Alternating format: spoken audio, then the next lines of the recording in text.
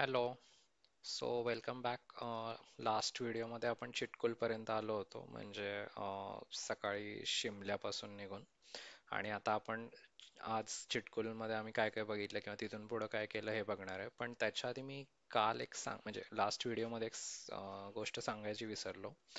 तर आपण जेव्हा सांगलावरून चिटकुलला येतो ना, तर मध्ये हे रक्षम येतं. रक्षम असंच उच्चारायचं. तर तिथे एक शोशाला म्हणून पीक आहे. हा शोशाला पीक क्लाइम्बिंग हे जे दाखवतोय ना इथं, म्हणजे हा असा रोड दाखवतोय पण इथं कुठेतरी तो पीक आहे. आता धार शोशाला इथे आहे. तर ह्या टेरेन मध्ये तो कुठेतरी पीक आहे. गुगलवर तुम्हाला त्याचे फोटोज मिळतील. तर मी हे ह्याच्यासाठी सांगतोय, आपली महाराष्ट्रातल्या एका टीमने म्हणजे शिवदुर्गच्या हे जे तुम्हाला आता स्क्रीनवर दिसतंय हे रोहित वर्तक आणि ह्यांच्या टीमनी हा शोशाला peak I think last year climb केला. त्याचा 2 वर्ष आधी क्लाइंब केलाय. आणि I think first Indian team आहे ती ज्यांनी क्लाइंब केलंय. लास्ट टाइम आय गेस काहीतरी 2012 मध्ये स्विस टीमनं तो क्लाइंब केला होता. बराच हार्ड टेक्निकल क्लाइंब आहे तो. हा त्याचा टीजर आहे आणि हा फुल व्हिडिओ हा शिवम आहेरनीच बनवलाय. तर हा व्हिडिओ तुम्ही बघू शकता जर इंटरेस्ट असेल तर. म्हणजे बऱ्यापैकी हार्ड काम होतं ते, असं बऱ्यापैकी स्ट्रेट पीक आहे तो. तर भरपूर प्रॅक्टिस वगैरे पण त्यांनी केली होती आणि we should be proud of them, कारण ते आपले महाराष्ट्रातले टीम आहे ज्यांनी हे केलंय. आणि ह्याबद्दल बऱ्याच जणांना माहीत नसतं, म्हणजे कारण हा फार असा मेन स्ट्रीम नाही आहे. म्हणजे बाकी नॉर्मल लोकांच्या कम्युनिटीमध्ये म्हणजे आपल्याला हे शोशाला काय ते पण माहीत नसतं. आम्हाला पण इकडे गेल्यावरच कळलं की म्हणजे रक्षम मला माहित होतं, सो तिथं कुठला पीक आहे मग तो आम्ही बघितला. असं झालं. तर आपण आजचं हे स्टार्ट करू. आता आम्ही चिटकुलला थांबलो तेव्हा मस्तपैकी आम्ही एक ज्या हॉटेलमध्ये थांबलो होतो, ती आंटी पण फार चिल होती. म्हणजे ते तसे राहायचे सांगलीला, कारण चिटकुलला बर्फ पडतं 6 महिने. पण त्यांनी फक्त हॉटेल काढलं होतं चिटकुलला. आणि ती मग ते हॉटेल सांभाळायलाच तिथं राहायची. आणि ती तर एवढी निवांत होती की आम्ही जेव्हा जेवायला बाहेर चाललो, म्हणजे तिनं सांगितलं आम्हाला संध्याकाळी आल्या आल्या की मी काही जेवण वगैरे बनवणार नाही आज, माझी तब्येत बरी नाही म्हणून. आणि तुम्ही बाहेर जाऊन जेवून या म्हणून. आणि तिनंच सांगितलं त्या तिकडे एक ढाबा चांगला आहे तिथं जेवून या. आणि तिनं स्वतःसाठी पार्सल पण आणायला लावलं आम्हाला कॉल करून की मला पण पार्सल घेऊन या म्हणे, मी आज काय माझ्यासाठी पण बनवणार नाही. तर अशी एकदम फुल चिल आंटी होती ती. तिनं चहा वगैरे आम्हाला मस्त तुलसीचा बनवून दिला होता. असं बऱ्याच म्हणजे पुण्यातून निघाल्यापासून पहिल्यांदा जरा चांगला चहा आम्हाला चिटकुलला भेटला. म्हणजे जरा बऱ्यापैकी कडक, साखर कमी. कारण पण साखर कमी आणि कडक चहा सांगितलं तरी ते आपल्यानुसार खूपच जास्त साखर टाकतात, म्हणजे त्या साईडची सगळीच लोक ह्या पूर्ण हायवेवर पण आणि म्हणजे हिमाचल प्रदेशमध्ये पण. तर आम्ही मग सकाळी उठून सनराईज बघायला वगैरे मग आमच्या लॉजच्या गच्चीवरच आलो. कारण आज आम्हाला असं काही फार गडबड नव्हती. आम्ही 10-11 वाजता जरी चितकुलमधून निघालो तरी चालणार होतं. सो हे जे फोटो आहेत हा म्हणजे कालचा संध्याकाळचा फोटो आहे. म्हणजे आम्ही पोहोचलो तेव्हा असा मस्त गोल्डन लाईट पडला होता. अशा टाईपमध्ये. आणि हा पूर्ण टेरेन असंच आहे. म्हणजे इकडं म्हणजे इथं बऱ्यापैकी ग्रीनरी भेटतं चिटकुलला. हा तो हिंदुस्तान का आखरी ढाबा, तिथंच आम्ही सकाळी नाश्ता वगैरे केला. तर मस्त होतं ते. आणि हे सनराईजच्या वेळेचे थोडेसे फोटो आहेत जे आम्ही आमच्याच गॅलरी म्हणजे हॉटेलच्या गच्चीवरून बघत होतो. तर असं मस्त हळूहळू असे एक एक पीक उजळत जातात. ते हिमालयन मध्ये म्हणजे कुठेही असे सनराईज बघण्याचं ते हे असतं की तो जो ट्रान्झिशन होत राहतं. पहिल्यांदा कुठेतरी लाईट पडते, नंतर कुठेतरी लाईट पडते, मग हळूहळू ते पूर्ण उजळत जातं. ते बघायला तसं ते ट्रान्झिशन मस्त वाटतं. मग त्यानंतर आम्ही आवरून आंघोळ वगैरे करून मस्त चिटकूल बघायला बाहेर पडलो. एकदम साईट सीइंगच्या मोडमध्ये. चिटकुलमध्ये ना अशी मधून एक मस्त अशी नदी वाहते आणि साईडला असे ते प्रॉपर हिमालयन लँडस्केप आहे.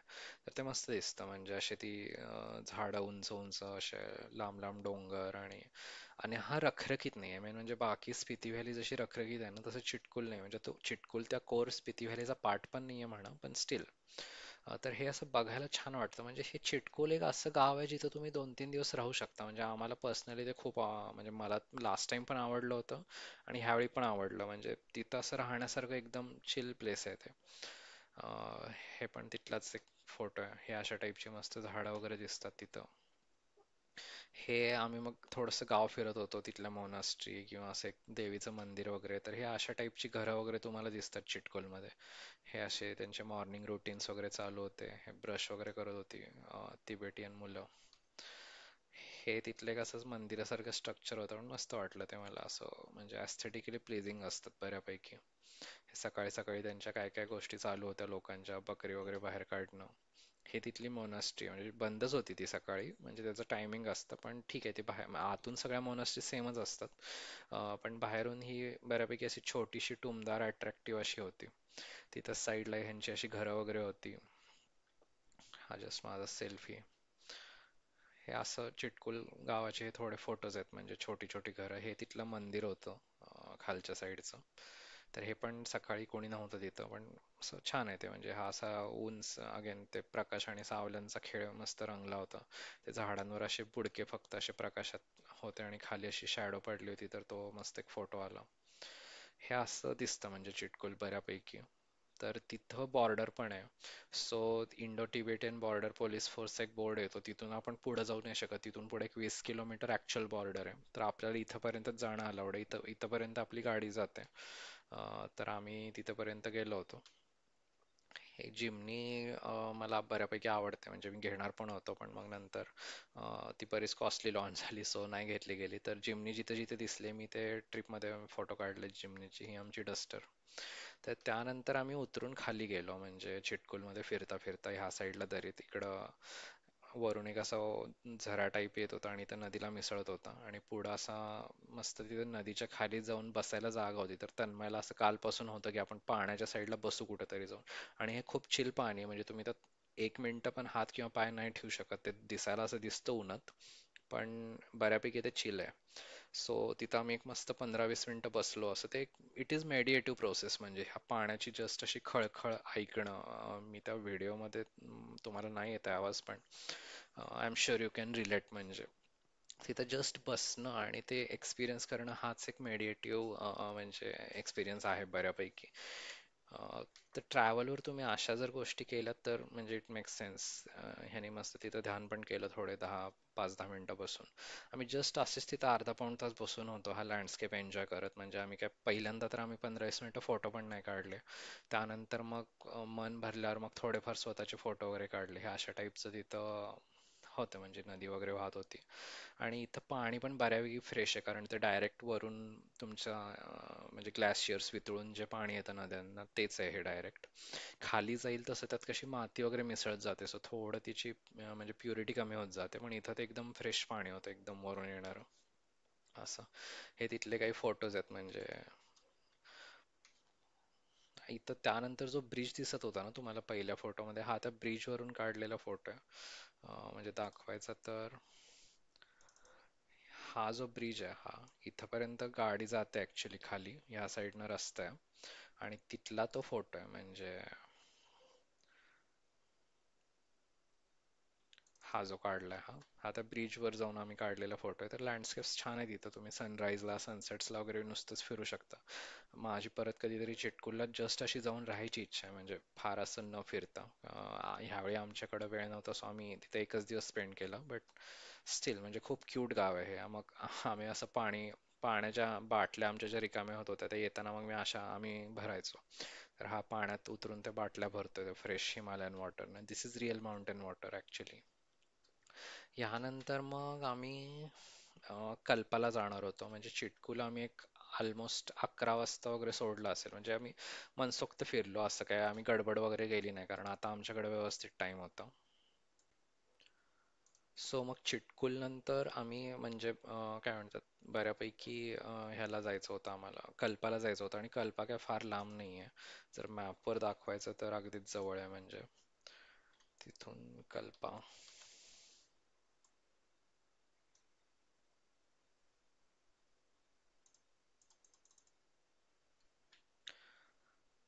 तर हे कल्पा आणि म्हणजे आपण त्याच रोडनं पूर्णपणे पाठीमागे येतो आणि परत मग इकडे स्पिती व्हॅलीच्या मेन रोडला लागतो आणि कल्प परत ह्या साईडला आहे. तर कल्पाची स्पेशालिटी म्हणजे इथून किन्नर कैलाश दिसतो. तर किन्नर कैलाश असं समोर दिसतो कल्पाच्या. आणि कल्पा असं बऱ्यापैकी उंचावर गाव आहे म्हणजे ते जसे मोठे आपल्याला पर्वत दिसतात ते जर अर्धे वगैरे चढून आले की आपल्याला कल्पा दिसतो. म्हणजे त्याच्या अर्ध्यावर बसले ते अशा समोरच्या डोंगरांच्या ह्यानं जर तुम्ही लेवलनी बघितलं तर. आणि तो जो किन्नर कैलाश आहे तो दिसायला पण मस्त आहे. तुम्हाला गुगलवर दाखवायचा तर हा असा तो दिसतो. म्हणजे ह्याचा ट्रेक पण आहे 4 दिवसाचा वगैरे. तो काय मी केला नाहीये, पण जर तुमच्यात कोणी इंटरेस्टेड असेल तर करू शकता. ह्याच्यावर असं म्हणतात की वेगवेगळ्या लाईटमध्ये तो वेगवेगळा चमकतो. म्हणजे 3 दिवसात ह्याचे म्हणजे दिवसाच्या 3 वेळाही ह्याचे 3 वेगवेगळे कलर दिसतात ह्या दगडाचे, या किन्नर कैलाशचे. तर हा आम्हाला चिटकुलमधून सॉरी कल्पामधून असं समोर दिसतो. आणि दुसरं मग कल्पामध्ये बघण्यासारखं म्हणजे तसा तो सुसाईड पॉइंट वगैरे आहे. तर हे सॉरी तर हे आता कल्पाच्या इमेजेस. हे आपण एवढ्या हाईटला येतो आणि जेव्हा तुम्ही चिटकुलवरून कल्पाला येत असता तेव्हा एका ठिकाणी म्हणजे रस्त्याच्या असं डाव्या साईडला वर असं कल्प आहे. तुम्ही जेव्हा गाडी म्हणजे सरळ ड्राईव्ह करत असता तिकडं तर तुम्ही सुसाईड पॉईंट हा खालून पण बघू शकता. हे बऱ्याच जणांना माहित नाही तिकडं गेले तर. म्हणजे तो आहे खूप वर पण तो तुम्हाला खालून दिसतो. म्हणजे आपण ह्या साईडनं वगैरे असं ड्राईव्ह करत असतो ना इकडून तर इकडं वर तो दिसतो असं. तर हे इथूनच आपण खालून येतो हा जो रस्ता दिसतो आणि ही भयानक मोठी अशी व्हॅली आहे इथं. आणि तो आपण पूर्ण रस्ता वर चढून चढून मग कल्पाला येतो. तर हे इथं असे दगड पडण्यासारखे पण बरेच झोन आहेत. इथं त्यांनी साईन पण लावलाय आणि खाली मी ह्याला उभा करून फोटो काढलाय. तर इथं असे अगदी सरळ सोट असे हे सगळे आता सिमिलरच टाईपचे डोंगर आहेत हे इकडं सांगला कल्पा वगैरे. आणि कुठं पण दगड पडतात म्हणजे. तर हा एक बराच मोठा कडा आहे जिथून खालून अशा गाड्या वगैरे जातात. हा तो सुसाईड पॉइंट आहे. इथं आता ग्रिल वगैरे लावलंय. आधी ते ग्रिल नव्हतं तेव्हा तिथं फोटो काढायला भारी वाटायचं. सुसाईड पॉइंट म्हणजे काय हे फक्त असा खूप मोठा कडा आहे खाली. आणि अगदी डायरेक्ट तुम्ही नदीपर्यंत कुठंच थांबत नाही जर खाली गेला तर, म्हणून सुसाईड पॉइंट. पण असे कडे इथं खूप ठिकाणी आहेत म्हणजे नॉट नेसेसरी की ते इथंच आहे फक्त. तर हा जो समोरचा डोंगर आहे हा कुठेतरी किन्नर कैलाश आहे. आणि हा इकडच्या डोंगरावर कल्प आहे. तर असा दिसतो तो लांबून. आणि तो पण असा बॅरिगेट लावायच्या आधी बऱ्यापैकी रॉ होता. म्हणजे आता त्यांनी बॅरिगेट लावलंय. असा मस्त सनलाईट पडला होता एका साईडनं असा तिरका. आम्ही संध्याकाळी 4च्या सुमारास वगैरे तिथं पोहोचलो असेल, 4, 4:30 वगैरे. तर अशी गाडी वगैरे जातानाच एखाद दुसरा मी व्हिडिओ काढलाय तर तुम्हाला जस्ट त्याचा रॉनेस कळेल. म्हणजे हा पूर्ण रस्ता त्या डोंगरात खोदून बनवलेलाच आहे आणि तिथूनच अशी गाडी पास होते. आणि इथं पण साईड द्यायला बरीच किरकिर होते जर दोन गाड्या समोरासमोर आल्या तर. आता तो बसवाला पण त्याच्या मागं जाऊन थांबतो तेव्हा त्याला साईड देता येत नाही, त्याला पुढे घ्यायला लागेल गाडी त्या इनोवावाल्याला. तर असे डेंजरस रस्ते तिथं बऱ्यापैकी. आणि जर तुम्हाला हाईट फोबिया असेल किंवा असा काय म्हणतात तुम्हाला उगाचच नाही का आपल्याकडे आई ओई करायची सवय असते लोकांना असं जरासं कुठं उंच गेलं की, तर तुमच्यासाठी हा टेरेन खूपच म्हणजे नाईटमेअर असू शकतो. जर सिरियसली तुम्हाला जायचं असेल इकडे तर. तर ही एक गोष्ट लक्षात ठेवा, कारण प्रत्येक ठिकाणी उंच उंच दऱ्या आहेत. प्रत्येक ठिकाणी असे 70 डिग्रीचे किंवा 80 डिग्रीचे डोंगर आहेत आणि सगळ्या डोंगरांवर अशी सुट्टी सुट्टी दगडं वरच असतात. आणि ह्या दऱ्यांपासून खाली काहीच नसतं. म्हणजे लिटरली नदीपर्यंत तुम्हाला काहीच नसतं. म्हणजे असं झाड पण नाही दिसत एखादं. आणि मधून असा कुठून तरी रस्ता गेलेला असतो. तर दिस इज अबाउट इट. म्हणजे कल्पाला मग सॉरी कल्पाला मग आम्ही स्टे केला संध्याकाळी जाऊन तिथं. सो आमच्या हॉटेलमधून ना आम्हाला बऱ्यापैकी किन्नर कैलास समोर दिसत होता. तर इथं तसं एक झाड होतं मस्त इंटरेस्टिंग ज्याचा मी फोटो काढलाय. नंतर हा पण एक असाच व्हिडिओ आहे जिथं ते फॉलिंग स्टोनची हे लावली वॉर्निंग आणि इथं तो मोठासा कडा आहे. हा सुसाईड पॉइंटच्या जवळच आहे. तर इथून आम्ही चालत जात होतो म्हणजे गाडी लांब लावूनच. तर हे त्याचे काही असे फोटो आहेत just to give you the perspective on scale. हे आमचं हॉटेलमधून व्ह्यू आहे. तिथं पण आम्हाला आय थिंक 1200 रुपयाला मस्त हॉटेल रूम भेटली. आणि प्रत्येक ठिकाणी आम्हाला अप्रॉक्स 1000, 1200 किंवा मॅक्सिमम 1500 मध्येच हॉटेल रूम्स भेटला. सो पर हेड ते 400, 500 पडतं आणि बरंच परवडतं म्हणजे ते. तिघ जण ही त्यामुळे आयडियल फिगर आहे ट्रॅव्हलसाठी. लोकांना वाटतं की म्हणजे कारमधून फिरायला 4 जण ही आयडियल फिगर आहे, तर 4 नाही 3. कारण त्यामध्ये फायदा काय असतो, तुम्हाला एक्स्ट्रा बेड मिळतो. म्हणजे तुम्हाला 2 रूम घ्यायची गरज नाही, तुम्हाला एकच रूम सफिशियंट होते. एक्स्ट्रा बेड भेटतो. मोस्टली लोक एक्स्ट्रा बेडचे पैसे घेत नाहीत. आणि गाडीमध्ये पण एकट्याला मागं झोपायला सफिशियंट होतं. म्हणजे सामान वगैरे पण थोडं तुम्ही कॅमेरा वगैरे ठेवू शकता एका सीटवर आणि पसरून झोपायचं असेल तर झोपू पण शकता. 4 मध्ये त्यात अडचण होते. म्हणजे जर तुमचं फ्युएलचा एक्सपेन्स असा जर पर हेड 8-9 हजार जाणार असेल तिघांमध्ये, तर तो चौघा असेल तर फार तर 1-1.5 हजारांनी कमी होतो पर हेड. पण असा फार नाही फरक पडत त्याच्यामध्ये. So 3 is actually ideal figure, म्हणजे कारमधून तुम्ही ट्रॅव्हल करताना त्याचा हॉटेलिंगमध्ये पण खूप फायदा होतो.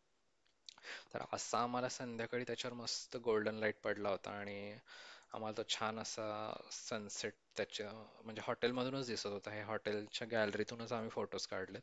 तर ही रेंज आहे जिथं किन्नर कैलाश दिसतो, पण तो संध्याकाळी आम्हाला दिसत नव्हता. आम्हाला तो दुसऱ्या दिवशी सकाळी दिसला, कारण तिथं क्लाउड्स होते संध्याकाळी. तर ही जी हे जे क्लाउड्स इथं दिसतात, इथं तो पाठीमागं किन्नर कैलाश आहे असं ह्या साईडला, आणि इकडे मस्त तो गोल्डन लाईट पडला होता. तर ह्या अशा टाईपचा गोल्डन लाईट पडतो, म्हणजे दिस इज असली सोनं ज्याला म्हणू शकतो आपण, जे सोनाक्षी सिन्हाचं युजर नेम पण आहे, म्हणजे 24 कॅरेट गोल्ड टाइप्स. तर हा तुम्ही लिटरली डोळ्यांनी बघू शकता, एवढा तो पिवळा धमक असा चमकतो म्हणजे बर्फावर पडून.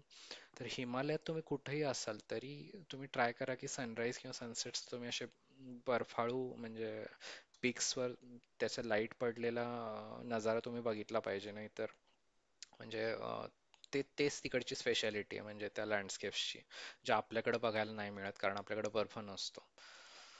तर हे असं मस्त चमकत होतं सगळं संध्याकाळी. त्याचे काही फोटोज आहेत मी कॅमेऱ्यामधून काढलेले. हा पण एक खूप छान फोटो आहे, जिथं खालचं सगळं असं धुक्यात गेलंय, पण वरच्या ह्या पीकवर असा मस्त लाईट पडलाय आणि तो असा चमकतोय पण छान. तर हे सनसेटच्या वेळी असा बराच ड्रामा होतो ह्या साईडला. तर कल्पामधून हे बघण्यासारखं आहे, म्हणजे तुम्ही कल्पामध्ये स्टे केला तर वरच्या साईडला जाऊन स्टे करा. अगदी खाली रेकॉंग मध्ये पण तुम्ही करू शकता, जे मोठं गाव आहे तिथंच एक पेट्रोल पंप आहे, पण तिथं नका करू मी तर म्हणेल. आणि कारण तुम्हाला मग कुठल्याही हॉटेलमधून हे दिसेल समोर असा किन्नर कैलाश, म्हणजे ती माउंटेन रेंज किन्नर कैलाश म्हणण्यापेक्षा. तर हे झालं आपलं कल्पाबद्दल. आणि कल्पाचं असं आहे की आता इकडं थोडंसं पेट्रोल पंपांबद्दल सांगायचं झालं तर इकडे जास्त मिळत नाहीत पंप. म्हणजे रेकॉंग मध्ये एक पंप आहे, पण आम्ही संध्याकाळी म्हणजे आम्ही आदल्या दिवशी जेव्हा गेलो तेव्हा त्याचं हे संपलं होतं, लाईक फ्युएल संपलं होतं जेव्हा आम्ही कल्पामध्ये स्टे करत होतो. सो आम्ही दुसऱ्या दिवशी सकाळी भरलो तेव्हा ते आलं होतं. पण तुम्ही एकदा शिमलामध्ये फ्युएल अप केलं की पुढं तुम्हाला मग पंप नाही आहे, म्हणजे रेकॉंग पर्यंत. तर मध्ये तुम्हाला नाही भेटणार काही, आणि त्याच्यानंतर मग डायरेक्ट तुम्हाला काझामध्ये बघायला गेलं तर किंवा ते एक स्पिल्लोच्या समोर एक पंप आहे, पण तो पण बऱ्यापैकी बंद असू शकतो, म्हणजे 70 किलोमीटर आहे रेकॉंग पासून. स्पिलोस वाटतं, मी नाव विसरतो पण. हां. तर शिमल्यामध्ये आय वुड सजेस्ट की तुम्ही पेट्रोल टॉपअप करा. इकडं मिळालं तर कराच, आणि काझामध्ये मग तुम्हाला भरायलाच लागेल असं आहे. तर आमचा त्या दिवशी संध्याकाळी रिलॅक्स होतं, म्हणजे सनसेट झाल्यावर आम्हाला काही कामच नव्हतं, सो आम्ही मस्त निवांत राहिलो कल्पामध्ये. जेवण वगैरे केलं तिथंच. आता दुसऱ्या दिवशी आम्हाला जायचं होतं ह्याला अं, नाको ताबो करत आम्ही कोर्स स्पिती रिजन मध्ये एंटर करणार होतो, तर त्याचं आपण पुढच्या ह्याच्यात बघू. थँक्स.